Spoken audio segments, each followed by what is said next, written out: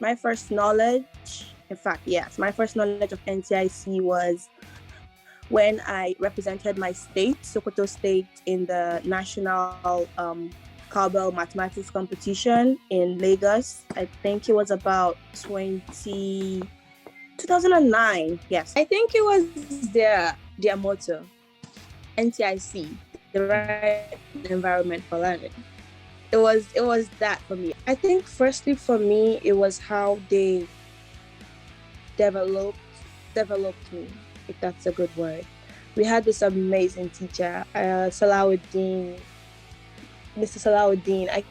We call him Mr. Dean because I know the Dean is from Salahuddin.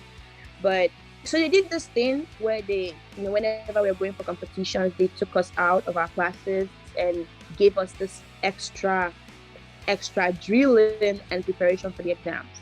So I think that was it for me.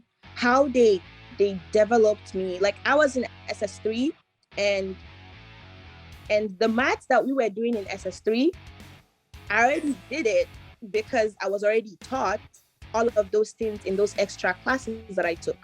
So all of those things, like that development was very important for me. It was very beneficial to me, if that makes sense. NTIC is a school that was designed for that kind of thing, to be that right environment. Our libraries were, really furnished. Like if you needed something, you got it. All of those things are what makes it different.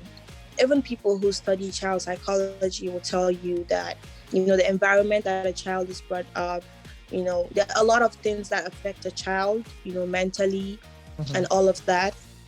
NTIC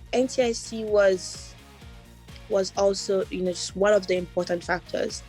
And that also helped when I got to the university, because in the university, I made sure it wasn't about books.